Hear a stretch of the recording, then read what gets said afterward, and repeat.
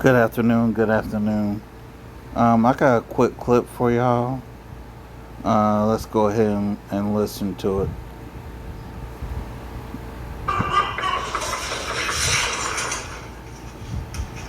For years now, my dogs will be... We are coming on the air with breaking news out of Florida right now. A federal jury has just handed down a guilty verdict in the trial of Ryan Ruth. You may remember he's the man accused of trying to assassinate Donald Trump on his Florida golf course last September.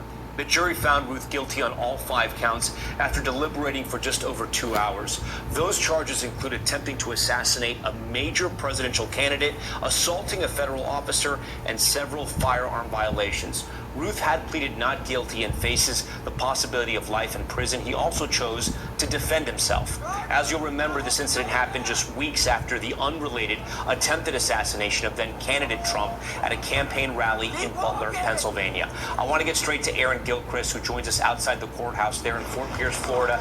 Aaron, the evidence in this case was overwhelming.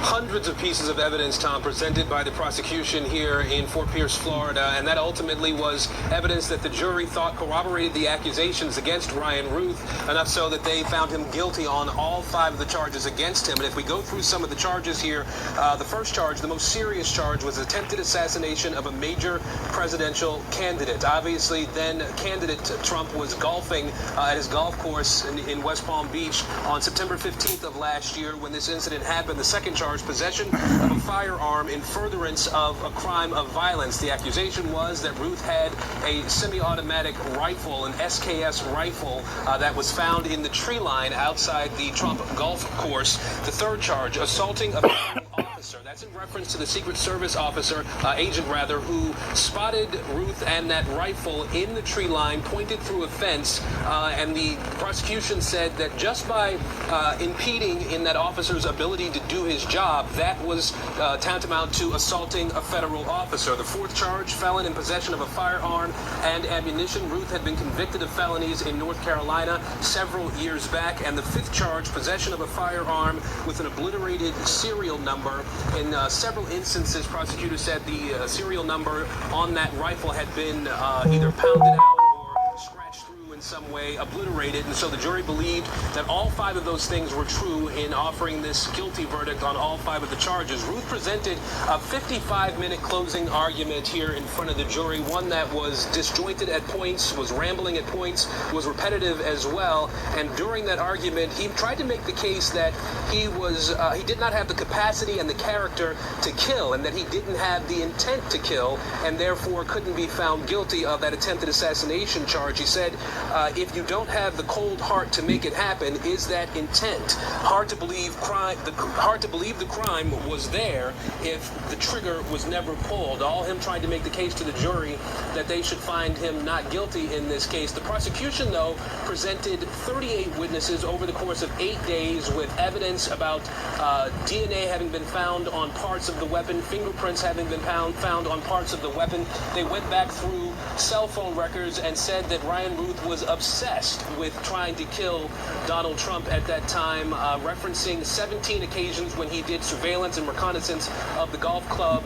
And all that evidence, Tom, obviously at this point something that the jury thought was credible, finding him guilty on all 5 of the charges. Aaron, stand by for us because I want to bring in NBC National Law Enforcement Intelligence correspondent Tom Winter and Misty Maris, a defense attorney. She's also an NBC News legal analyst. Misty, I'm going to start with you. Besides defending himself in court, which is pretty much impossible to do and win your case, as we mentioned, the evidence was overwhelming in this case, including a confession letter, including the weapon that he used to fire on the president. They pretty much had everything, including eyewitnesses. Yeah, you had electronics, you had a digital trail, you had a witness who actually was able to get the license plate and make of the car, took a video of that.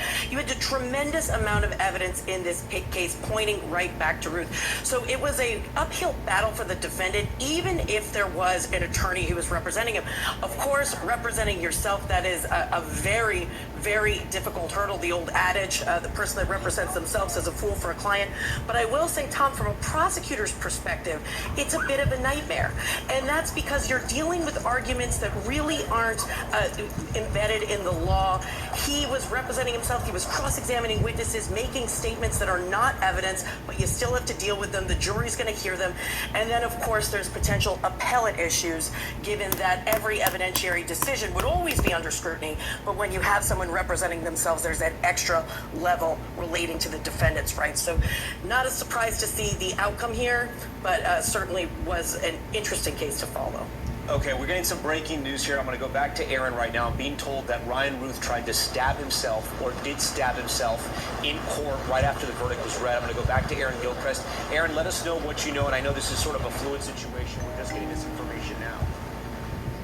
Body, that's my code. Come on. Enjoy your meal.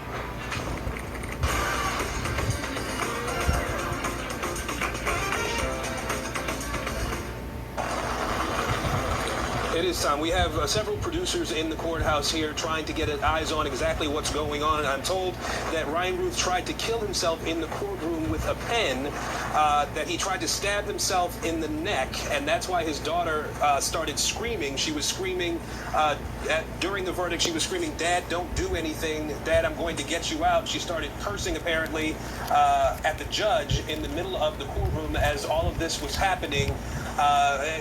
Again, we can point out that Ryan Ruth was representing himself. I was in the courtroom during the entire closing arguments earlier today. Ryan Ruth seated at a table by himself with a big stack of documents, presumably with pens or pencils as well at that point. And so it seems as though as this day was wrapping up, he was able to grab a pen and try to stab himself in the neck with that pen, as I'm being told by our producers who were in the courthouse as the verdict was being read here. He, of course, marshals in the room tried quickly to restrain him. He was struggling against the marshals in there, and ultimately they were able to drag him out of the courtroom.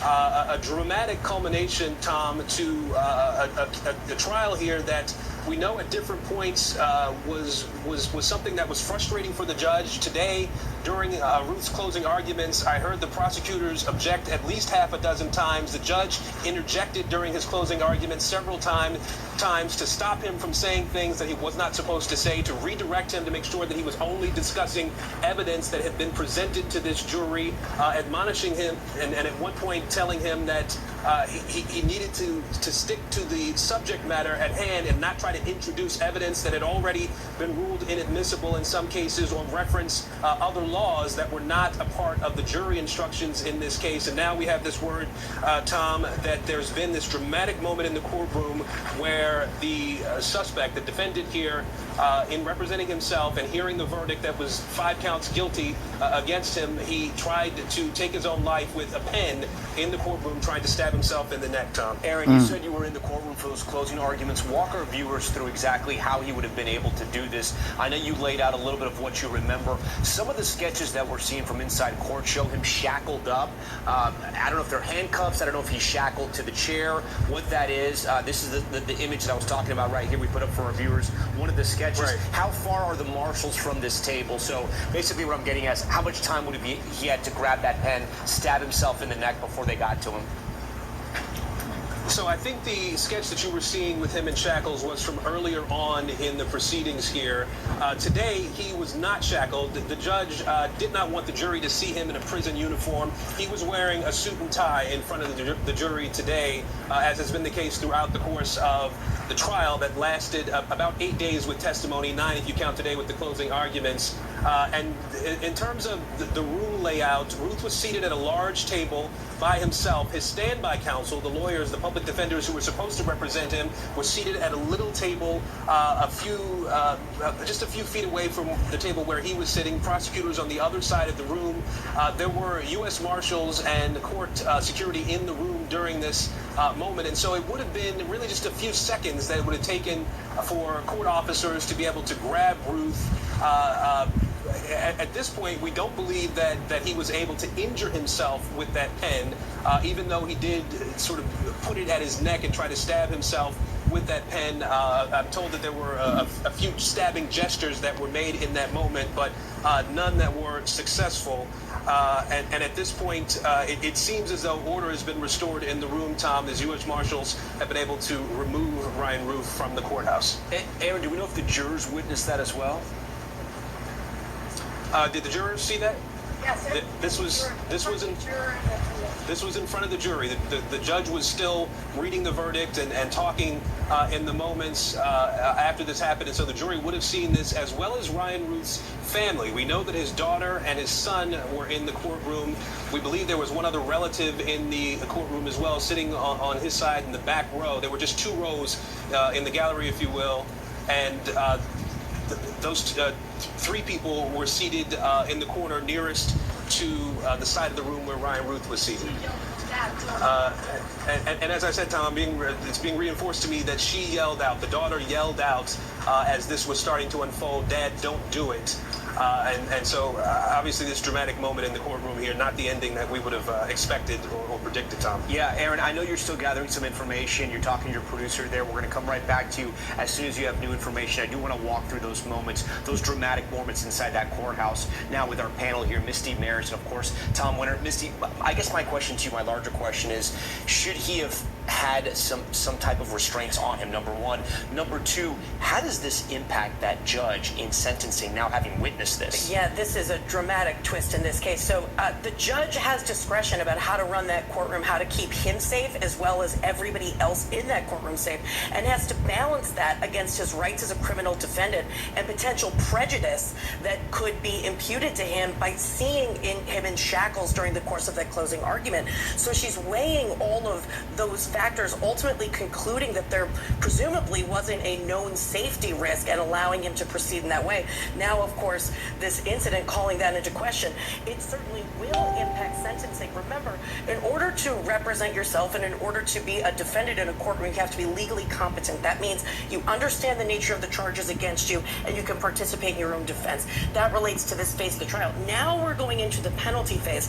And when you have issues like mental health concerns, suicidal ideations to the extent that that's part of it, an attempted suicide, those are all factors that could be at issue when you're talking about mitigating factors that will be presented and whether or not the representation can continue as is. Remember, the beginning of this case, he went through multiple competency hearings, was determined that it is constitutional right to represent himself, go forward.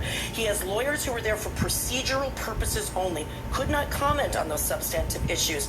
But when you're talking about a sentencing proceeding and this happening at the end, all of that is going to be called into question. Guilty on all counts. Max term is life in prison is what he's looking at right now? Yes, max term life without possibility of parole. You know, Tom, we talk about this. Our viewers at home are going to be listening to this.